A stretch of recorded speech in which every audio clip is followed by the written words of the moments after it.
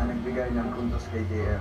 Kai, 1 point because there are instances where he isn't serious during times where we have to be serious. Nung 6th nomination, 1 point ulit. Nung kailangan magseryoso, nagpapatawa po siya sa ibang housemates. At nung 7th nomination, 1 point ulit. Hindi pa rin siya nagseseryoso.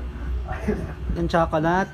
Chocolate. Bigyan ko po kung paano ko sila naapektuhan sa pagbibiro ko kuya or pagsiseryoso ko po. DP, yung 7th nomination, nung weekly task hindi niya sineryoso. May gulat po akong naramdaman kasi isa po yung naging basehan nila. Okay. Kuya JM, sa 5th nomination, 1 point, unbothered po siya. Strong po ang personality niya at madiskarte yung bata. Yes. Parang compliment to.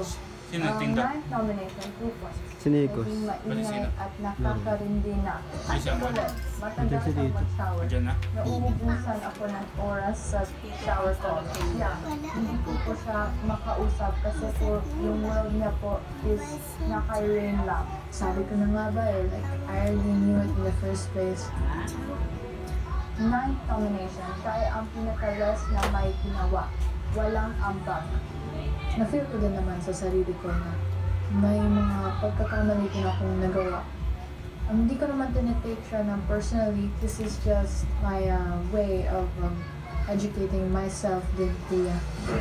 9th nomination, 1 point kay Ate Colette. Nangunguha siya ng pagkain na hindi sa kanya at nang hindi nagpapaalam. 9th nomination din, 1 point kay Kai. Madami na siyang nakukuha ng break kahit hindi sa kanya, including mine. Pagkain lang po pala. Mga susunod rin. 1 point kung pwede. Madalang ko siyang makitang gumawa ng gawain lang. Yeah, 2 points. Sa nagdaang weekly task, siya ang pinaka hindi nagseryoso. JP, 2 points. Nung weekly task, hindi rin seryoso. Yun naman po talaga yung na-expect ko kuya. So, I'm more happy na I was aware. Tapos ako. Kung susunod ko rin. Mga nagbigay ng puntos kay Colette, Rain, 2 points. Bakala po sa kwarto minsan nakikita na ang clothes niya sa bed, sa floor, or sa closet ng ibang housemate. 6th nomination, Rain pa rin, 1 point. She's always short-tempered po during practices. And 7th nomination, Colette, 2 points again. She's insensitive when people are having a serious conversation. Wala siyang kaya kahit nakaka-interrupt na siya. Sang-ayon naman po ako kuya kasi po hindi naman lahat po yung maka-adapt sa ugali po kuya. So, yun po. Yeah, sa weekly task, 1 point. Hindi po siya nagsaseryoso. Ginagawang group time nung nagdaang weekly task. Tanggap ko lang po sa sarili yung kuya na ganun po talaga ako kuya. Hindi ko naman po mababago yung pananaw nila sa akin kuya. Ikaw ang huli. Mga nagbigay ng contest kay Tia. Kai. 5th nomination. Her jokes are quite offensive. Hindi lang sa akin kung hindi sa other people. Perspective nila, disrespectful na po yun. Pero gano'n na po talaga ako magsalita. 2 points.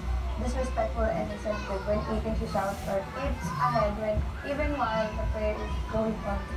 Totoo naman yung proper etiquette. Yung mga nakapaligid naman po sa akin, pinagsasabihan naman po ako. Colette, 2 points. Kasi may mga paghampas siya sa akin na hindi ko nagugustuhan. Ganon din sa ibang housemate na hinahampas niya ng sobrang lakas tapos kinukurot. 9th nomination. Pinapalitan niya yung tinapay namin ng matigas na galing sa drawer. JP, 9th nomination, 2 points. Bastos po siya at wala kong galang sa pagsagot Naging sa aware na akin si kahit Piang. nagtatanong po ako ng mabuti. Tapos na po ako yun. Mabilis lang po yung tanggapin kasi no, mga pass na siya and hindi na siya para kim-kimig or dibdibin ko. Ang mga hinarap ninyong mga banta nung mga nakaraang araw ay parte ng hamon ng big life. Kung ito man ay pawang katotohanan o pawang kasinungalingan, katotohanan man o hindi, tandaan na ang mahalaga ay kung paano ito mapapagimay ang inyong sarili, ang inyong paninigyan, ang inyong pagtitiwala sa inyong sarili, sa isa't isa at maging sa iba. Dito na natatapos ang pag-aalam sa katotohanan. Napagpala po yung tinanong namin ulit. okay lang. Lahat yan nabago ko na. Oh, pero mas nakilala na po namin self namin and it's also nice na everyone's understanding po na we're not nominating people po for fun. Nakadami ka dyan sa Kanina, I don't think any one of us looked at anyone differently after. It made us even closer. We have this long hair. Pwede mo explain po. Now you know. Now I know. Baka nakaka-pressure kung maging DJ ka na. Yung panahon mo, tanggap namin na po namin. Puro ka lang sa akin. Sa akin po, disrespect eh. Naalim nila kami. Kakayaan pa ba namin na ma-apektuhan yung pagsasama namin? Siyempre ko yun hindi ko. Susunod! Sisimula, ligtas, 3, 2, 1, go. Kagaya dati. Parang babaw sila, tapos di mahuhuli.